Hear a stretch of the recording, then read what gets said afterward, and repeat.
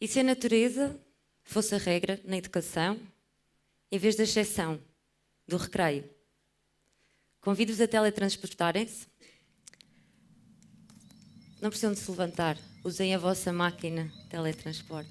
Fechem os vossos olhos. E sintam.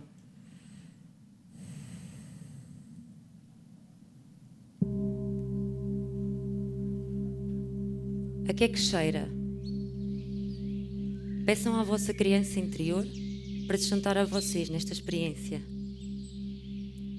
Peçam-lhe que vos recorde um momento feliz e positivo da vossa infância. Quem está convosco? O que é que estão a ouvir? O que é que estão a fazer?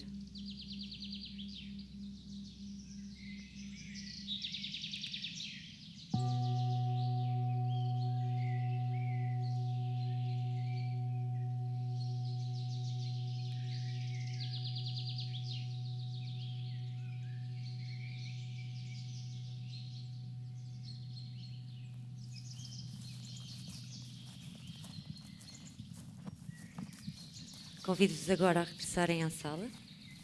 Podem abrir os vossos olhos. Boa tarde. Como é que se sentem? Quem é que se lembrou de momentos passados ao ar livre? E quem é que ainda tem a criança sentada aí no vosso colo? Boa! Deixem-na ficar. É exatamente para esse novo ser humano que eu venho falar aqui hoje. Uma das imagens que veio à minha memória, e isto é mesmo sensível, tem a ver com corridas. A casa dos meus pais fica numa zona rodeada de pinhais, junto a um dos afluentes da Ria de Aveiro. E o fundo da ria é pantanoso, cheira muito mal. Mas é o habitat de luxo para caranguejos. E o meu irmão tinha sempre ideias de gênio, guardava religiosamente as barbas e as barbatanas de bacalhau que a mãe não usava para o almoço e muníamos 2 baldes, 2 canas, a sediela do avô da pesca e íamos à pesca do caranguejo. Queremos lá saber quantos caranguejos é que tínhamos apanhado. O giro era quando os baldes já estavam cheios, íamos junto da água, traçávamos uma risca no chão, ao som do 3 virávamos os caranguejos e era vê-los a correr em direção à água. Bem, eles tinham o melhor claque de sempre, porque contava mesmo, era o irmão que conseguisse que os caranguejos fossem os mais velozes. Efetivamente, quando nos pedem para recordar momentos de crianças felizes, é imperativo. Se pensarem bem, quase sempre, são crianças a correr, a gritar, a rir, a esconderem-se, a brincarem entre si na natureza. A natureza e os elementos naturais estão sempre presentes. Por exemplo, publicidades ou anúncios mesmo, alguns livros para crianças, está sempre a acontecer algo na natureza. Efetivamente, esta é a essência do ser humano. As crianças precisam de brincar, precisam de estar na natureza e o seu gut, falávamos há bocado, pede para elas explorarem e correrem e irem conhecer o mundo. E então eu questiono-me, porquê é que na educação de hoje em dia existem tão poucos momentos na natureza na jornada das nossas crianças? Esta é uma mensagem e esta é uma pergunta que tem sido feita à volta do mundo e muitos têm sido os estudos a comprovar exatamente os benefícios que uma educação na natureza pode ter para as crianças. Existem mesmo alguns autores, por exemplo, Richard Louv, que descobriu exatamente que há uma perturbação desenvolvida com a falta de contacto e disposição à natureza. Chamou-lhe perturbação de déficit de natureza, o qual poderia estar relacionado com desenvolvimentos de estados de saúde mental, como por exemplo a depressão. E isto fez-me pensar noutras situações e noutros estados que têm sido identificados hoje em dia nas nossas crianças, como a perturbação, déficit de atenção ou hiperatividade. Será dos pais a culpa? Será uma incapacidade clara das crianças? Será da escola? Será do ar? Do que elas comem? Eu acredito que grande parte dos casos identificados hoje em dia com estas perturbações estarão relacionados exatamente com uma falta de contacto com a natureza. uma falta de liberdade das próprias crianças. Então, se a criança é um ser livre por natureza, precisa de explorar, precisa de ir para o mundo sem regras, nós continuamos constantemente a colocá-las dentro de salas de aula, a dar-lhes horários muito estipulados, são regras muito vincadas. Nós estaremos nós próprios a enclausurar espíritos livres em corpos retilíneos e obtusos? Pergunto-vos. Em Portugal, não só no mundo, têm vindo alguns autores a falar sobre este tema e a alertar, são nomes como Eduardo Sá, Carlos Neto, José Pacheco, para se devolver a criança à natureza, à sua origem, e a devolver a ela a gestão do seu próprio tempo, à sua biologia. E é com este intuito que eu estou aqui hoje, para amplificar as vozes destas pessoas, para poder chegar a decisores locais e decisores nacionais. Pedir a todos vós que façamos algum barulho e então abrir este leque e estas possibilidades, para que os decisores então deem ferramentas para estes grupos que já estão em movimento passarem mesmo à ação. E apresento-vos o Rukma, um rapaz nepalês. Conseguem se teletransportar agora para aqui? O que é que sentem ao ver esta imagem? O que é que acham que estas crianças estão a sentir neste dia?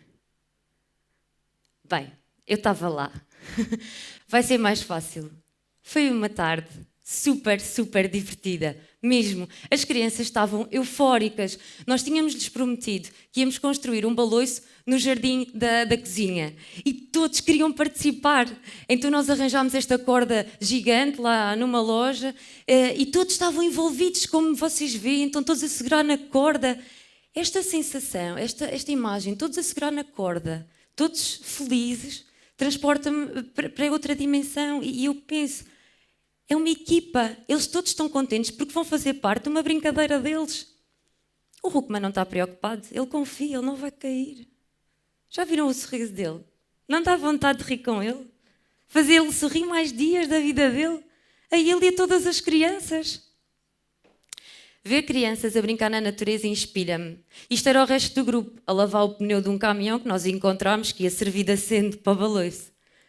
Ou este grupo, num bairro social em Moscavide, onde nós prometemos fazer vulcões que iam entrar em explosão. E eles foram ao bairro buscar com as próprias mãos esta lama que constrói os vulcões. Ou este grupo em Itália, numa quinta biológica, a fazer uma atividade de orientação. São imagens que me fazem acreditar neste meu sonho de que as crianças precisam de voltar à natureza, porque precisam de estar em constante estímulo todos os dias. Então, se houvesse um modelo pré-escolar, um jardim de infância, que permitisse às crianças passar o dia todo no meio da natureza, atrás de sapos, a colecionar pedrinhas, a andar atrás dos riachos, a descer levadas, o que elas quisessem. E se esse modelo pudesse ter um impacto na percepção que os portugueses têm de educação precoce? Bem, alguns países na Europa já chegaram a algumas soluções e já encontraram algumas respostas para isso. São países como a Dinamarca, a Holanda, ou mesmo a Suíça, a Suécia, a França, a Inglaterra. E o que eles encontraram foi um modelo que permite às crianças estar de segunda a sexta no meio da natureza, em que o adulto é um mero guia e acompanhante das suas aprendizagens. Chamaram-lhes escolas de floresta, Forest School. Dos vários termos usados, este é o mais comum e a base é exatamente esta. As crianças estão em contacto com a natureza. E aqui vocês podem pensar, está bem, mas isso são outras culturas. E dizer-me, apelar-me, oh Vanessa, essa malta é muito à frente. Isso é lá na Holanda, na Alemanha. Aqui é impossível, em Portugal isso não vai acontecer. Esquece. Bem, se pensarmos sempre assim, vamos estar a fechar uma porta para sempre às nossas crianças e às suas infâncias. Existem bastantes benefícios também associados a isto, como o espírito de equipa, como vimos há pouco, a própria autoperceção das crianças, a própria autoconsciência de si e das suas capacidades. Também a nível da autoestima, há ganhos imensos para as crianças que estão nestes projetos. Elas próprias dizem isso. A nível de saúde física, por curiosidade, existem estudos que revelam o melhoramento a nível de estados de asma das crianças. E vocês perguntam-me, já não existem os escoteiros? E aquelas atividades de arborismo que às vezes as professoras levam os alunos? Isso não chega, Vanessa. Não chega. A diferença e o impacto que tem a nível de desenvolvimento cognitivo das crianças, 1 dia por semana, com 5 dias por semana, não tem comparação. O impacto é tão maior e as crianças conseguem ter como base para a sua estrutura de desenvolvimento como um adulto futuro, a natureza e todos estes benefícios que eu vos falei. Portanto, a nível de resolução de conflitos e outros, isto vai beneficiar imenso. Eu vejo neste tipo de modelos não só um investimento a nível das infâncias e na educação das crianças, mas sobretudo um investimento na prevenção e na promoção de adultos mais conscientes do nosso planeta, mais ligados com a nossa natureza e principalmente cuidadores. São adultos no futuro, próximas gerações, que vão estar em muito mais conexão e vão ajudar a proteger o nosso habitat. Em 2015, vivi 7 meses no Nepal. Também estive no ano 2072, um ano depois do André. E estive rodeada de crianças e de jovens numa vila essencialmente rural, com agricultores, e as imagens que tenho trazido aqui agora são exatamente muitas delas acontecidas aqui. E é uma experiência que eu partilho sempre, porque teve um impacto em mim. E eu acho que pode acabar por ter um impacto em todas as pessoas. As crianças no Nepal estão com esta conexão com a natureza muito acentuada. É-lhes natural. E são crianças com uma grande consciência das suas coisas, têm um cuidado enorme com as suas coisas, lavam as suas roupas, ajudam nas tarefas de casa. Aqui estão com um serrote enorme, bem aqui. Se a minha mãe me visse com aquilo na mão naquela idade, esquece. Ajudam nas tarefas de alimentação, preparam as suas refeições, almoçam sempre em conjunto. Isto é muito bom. Almoçam sempre em conjunto. E estas crianças têm mesas, eles têm bancos na cozinha. Não é por causa disso. Mas eles preferem mesmo é estar ali sentados no jardim. Mas não sem antes lavarem todos os seus pratos. Efetivamente, também vão à escola, como é óbvio. Toda a gente tem que ir à escola. A parte de educação formal é muito importante. Mas esta experiência mostrou-me isto. E eu quero defender isto. Eu sou suspeita para falar, se calhar, sobre o contacto com a natureza. Tive o privilégio de nascer numa família de agricultores, de mecânicos, de ferreiros, rodeada de natureza. Mas eu sei que isso transformou-me numa pessoa muito mais consciente do nosso mundo e muito mais atenta aos gestos do dia-a-dia e principalmente consciente também do outro e de mim própria. E eu acredito que essa é a forma ideal de eu poder educar os meus filhos. E eu penso, porquê só os meus filhos? Porque não os vossos filhos, os vossos netos, os vossos sobrinhos, as crianças que estão na vossa vida, poderem todas ser educadas neste tipo de premissas? As crianças precisam de brincar. Mais do que estar escrito na Carta dos Seus Direitos, elas têm necessidade de explorar o mundo, de cheirá-lo, de senti-lo, de se enrolar nele. E precisam de o fazer não só sozinhas, não apenas com outras crianças, mas essencialmente com os seus pais.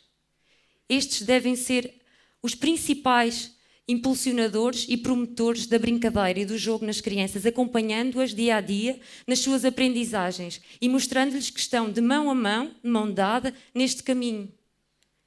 E o mesmo acontece com os agentes de educação. Cada criança precisa de medidas iguais de jogo e de regras. É na brincadeira que se aprendem competências que nos vão servir a vida toda. A nível de resolução de conflitos, a nível de frustrações internas e a nível de comunicação com o outro. E se isto for feito na natureza, vai ter um impacto enorme também no nosso planeta. E, portanto, eu defendo, é urgente retomar a ligação das crianças com a natureza. É urgente preocupar-nos nos adultos que vamos ter amanhã, nas próximas gerações que vão controlar o nosso mundo e o nosso planeta. As crianças anseiam por ser crianças. E ninguém lhes diz que isso não tem mal nenhum. E ninguém lhes diz que só por não lhe estarem a dar esse acesso, elas têm mais do que direito de fazer greve ao feijão e ao grão durante uma semana. Eu vou-lhes dizer, não se preocupem. Obrigada.